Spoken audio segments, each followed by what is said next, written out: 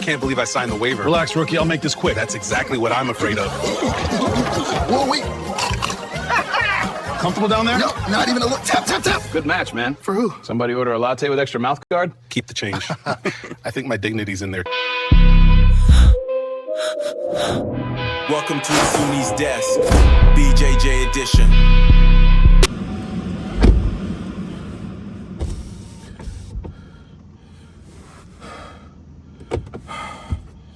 This was, I think, the hardest session I had in my entire life.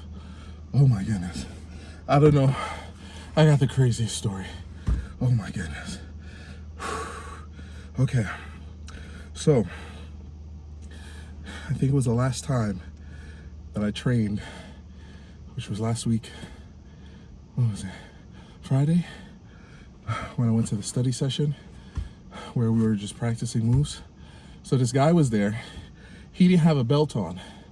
So I was assuming he was maybe like a white belt, maybe a blue belt. And this is Friday. I'm training with him and he's teaching me a bunch of moves and techniques, and I'm able to, progress in the grapple. So we did our training session today. The training session went well. I was shocked when the coach was like, all right, guys, that's it for today. Line up. Because that means time to go. The session's done. But right after that session, there's like an open mat where you can stay for an extra hour and a half, pick a partner, and you can roll for 6-minute rounds. So I never stayed for that before because I assumed you had to stay for the whole thing. But I was told you could just stay for one round and then leave. So I was about to leave and I'm looking at everyone, some of the people staying back, and I say, you know what? Let me stay back for a roll. Let me stay back for a roll, yeah? I want to progress. I want to move forward.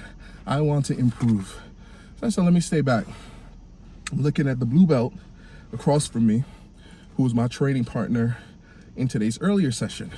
So I'm looking at him like, all right, let's roll. But then here comes a purple belt. Purple belt walks up to me. Who is this purple belt? The same beltless man that I was rolling with last Friday that I thought was maybe a white belt, maybe a blue belt. No, he was a purple belt. So he wanted to roll today. And then I was thinking to myself, oh shoot, I was rolling with a purple belt last Friday? What in the world? And I thought to myself, you know what? I survived a round with him and a round with a blue belt after. Little did I know. See, last week I thought I was grappling the no belt guy who turns out to be a purple belt. I'm wrestling or grappling the no belt guy, and I'm thinking, oh, this is a white belt. And then remember I told you in the last video, the blue belt showed up, and the guy who I thought was a white belt said, hey, you can go grapple with Gary for the second round. So I was nervous to grapple the blue belt. I was nervous and I lost horribly. Little did I know that me grappling the blue belt was actually a downgrade. That what the purple belt guy was doing, who I thought was a white belt, he was basically saying, all right, Gary, take this easier matchup. Oh my goodness. Dude walked up to me with his purple belt, wanted to roll.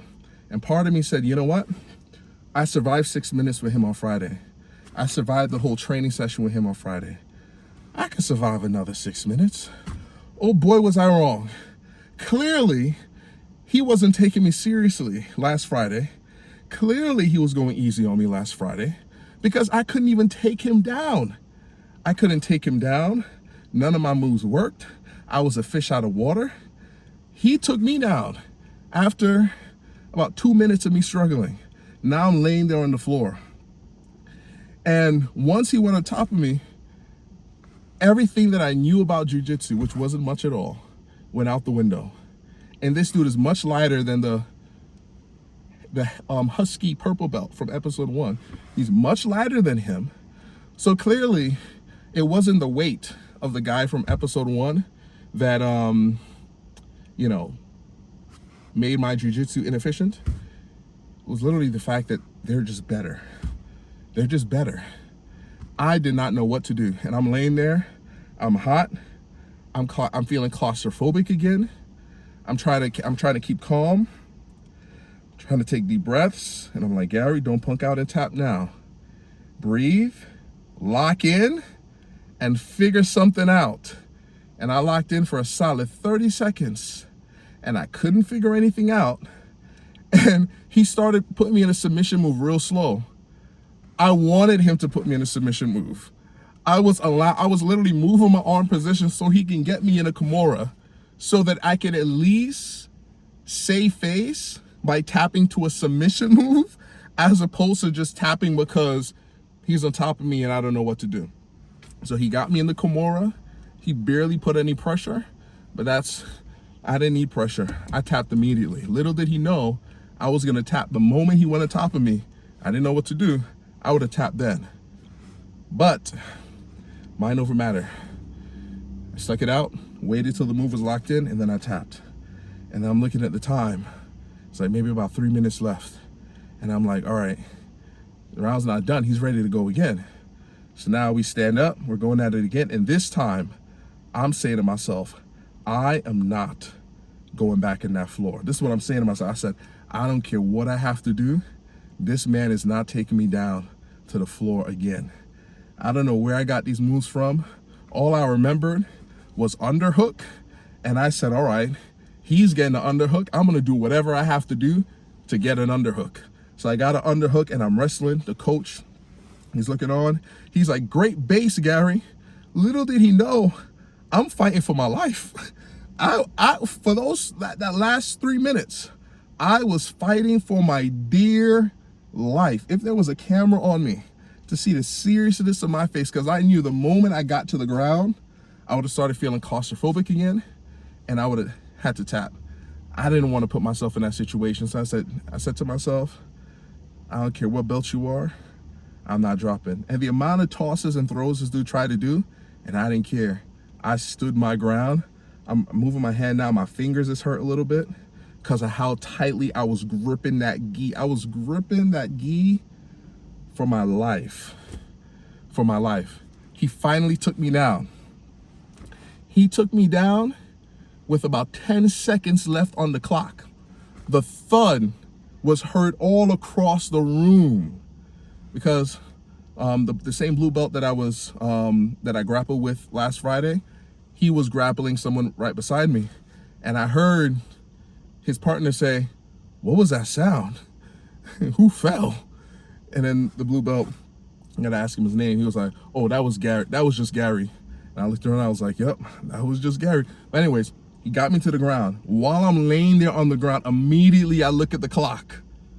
I see 10 seconds left. I use all the strength I had left to grab this man's gi one more time. I grabbed hold of that gi. I grabbed hold of that gi with all my strength and all my might. And I held on for that last 10 seconds. I held on, I focused. I didn't even look at the clock anymore. I focused. When I heard that bell, I let go. And I said, good match. Good match. And then I stood up. I looked around. And I said, all right, later, man. And I left. That's exactly what I did.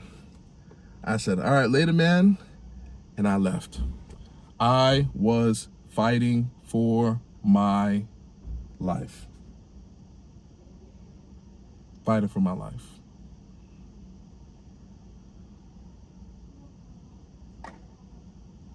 I was fighting for my life. I was fighting for my life. And I thought to myself, I said, you know what? Next week, do I want to have to stay for the extra 6 minutes? I was thinking to myself, you know what, next week, do I want to stay back to roll in the open mat again? Not even next week. Today's Monday, so this Wednesday. Like, do I want to stay for the open mat? I don't want to. I don't want to. But because I started today, they're going to be expecting that I stay. I just got to muster through now. Now I have to commit to doing one round in the open mat every week.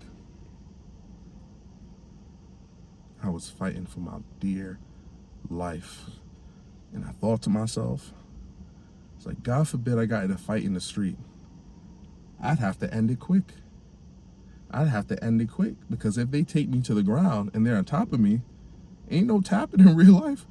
I saw this video on Instagram where this dude, these two guys, they got into a fight. And I guess one guy knew Jiu-Jitsu, got the other guy down on the ground in like a choke. And the guy's like tapping. The guy in the ground is like tapping. And of course, the dude's not letting go of the choke. And it clicked for me in that moment. Ain't no tapping in real life. Ain't no tapping in real life. So anyways, that was an eye-opener for me. I began to question my life choices. In that moment, I'm like, I could be home right now. I could be eating dinner. I could have my legs up watching a movie. But I'm here almost dying on this mat. For what? For what? But I'll be back. I'll be back on Wednesday. I'll stick around for one more round. I'll fight for my life again. And they did say that white belts only have one objective: survive. And man, did that truth become real for me today. All we gotta do is survive. Just gotta survive. So, all right, you all take care. Enjoy. And see you next week. God bless.